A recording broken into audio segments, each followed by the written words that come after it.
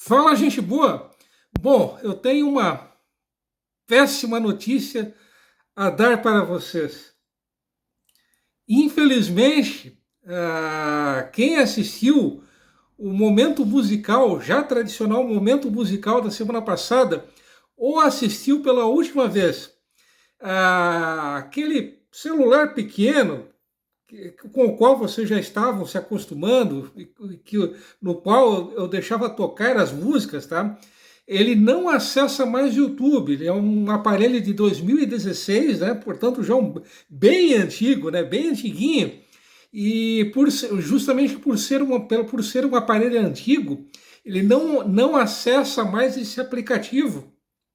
Opa, desculpe, ele não acessa mais esse aplicativo do YouTube. Então, por causa disso, a partir desta semana, nós, né, não só vocês, mas eu também, nós estaremos privados, né, daquilo que já estava se tornando uma tradição aqui no canal, né, o momento musical. Não sei se alguém sentirá falta disso, mas feita a devida explicação, né, e o devido lamento, né? Então iremos ao que interessa, né? Vida de youtuber pobre, desconhecido é assim mesmo, né? Mas feita a devida explicação e a devida lamentação, agora eu irei ao que interessa. Bom, naqueles 3 vídeos, em que eu contei um pouco da história do Ernestão, como que surgiu o Ernestão, né? O estádio famoso, icônico, histórico estádio Ernesto Chileme Sobrinho. Faltou eu mencionar algumas informações. Aliás, teve uma foto que eu tentei mostrar para vocês na semana passada, mas eu não, até a foto, inclusive, infelizmente eu não consegui mostrar a foto. Não sei se será possível mostrá-la agora, tá? Essa foto aqui que eu estou tentando mostrar, que eu tentei mostrar na semana passada, é a arquibancada do Ernestão, a primeira parte da arquibancada do Ernestão, tá? Então o que vocês estão vendo, essa parte aqui da arquibancada, tá? Ela foi construída entre 1969 e 1971. Quase toda a construção dela ocorreu até vou tentar mostrar de novo, tá?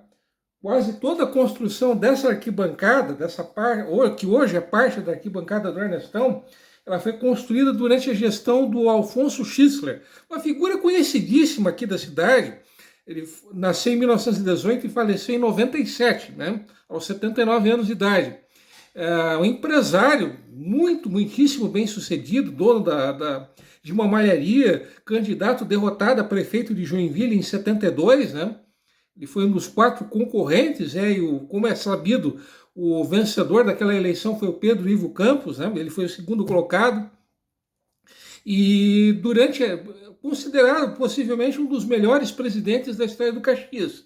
E foi por iniciativa dele, né? Durante a gestão dele, durante quase toda, como eu estava dizendo, né? Quase toda a construção dessa arquibancada, que eu pelo menos tentei mostrar, ela ocorreu durante a gestão do Alfonso Schissler, que foi de 1967 até 1970. E o Benjamin Ferreira Gomes, igualmente o falecido Benjamin Ferreira Gomes, que era baiano, o popular Befego, né, que era advogado, ele acabou concluindo essa primeira parte da arquibancada. E como é sabido, a arquibancada, né, ela foi totalmente concluída em 77, né, por ocasião da ampliação do Ernestão para que o JEC pudesse disputar o Campeonato Brasileiro daquele ano.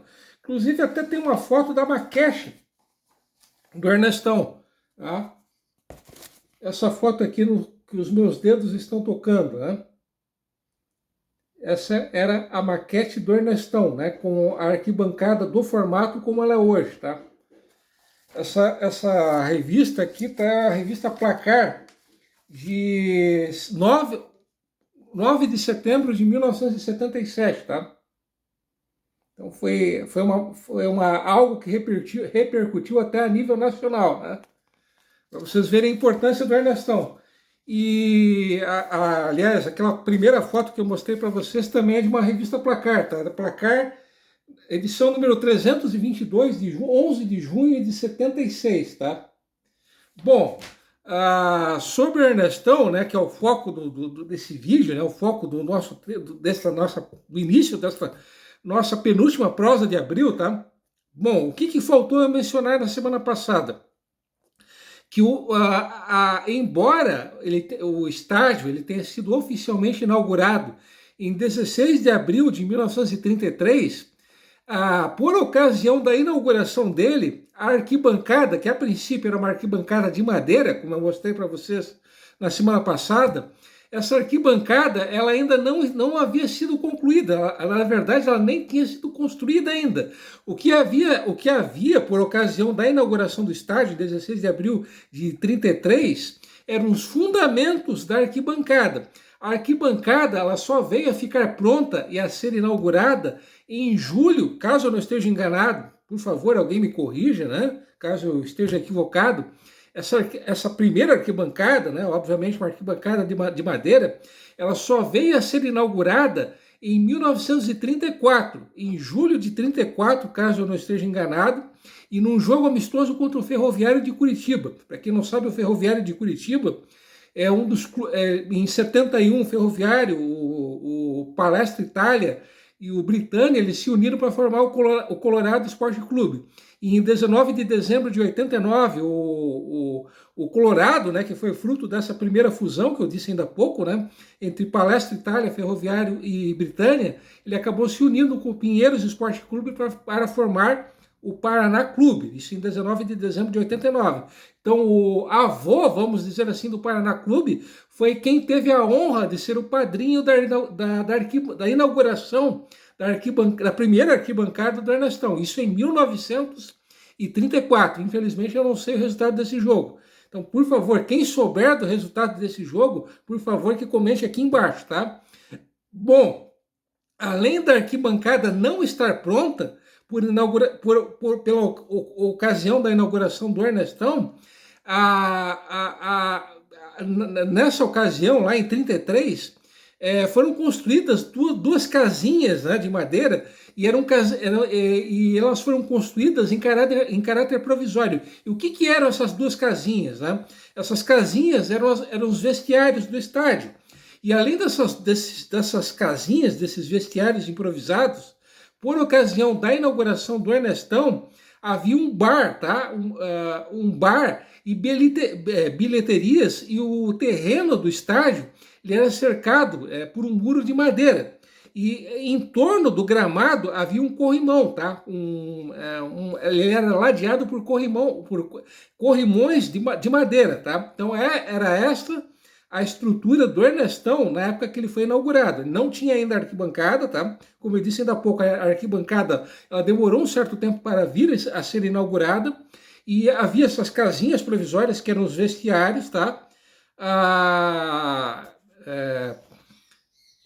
E como eu ia dizendo, né, havia um bar, havia bilheteria e havia um cercado, um muro de madeira e um corrimão em torno do gramado. Então era essa a estrutura do Ernestão na época que ele foi inaugurado, tá?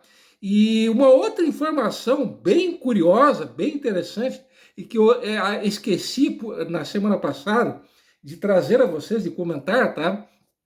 É que a Rua São Paulo, ela não existia da maneira como nós conhecemos hoje. Na verdade, ela já existia, só que ela era praticamente uma picada.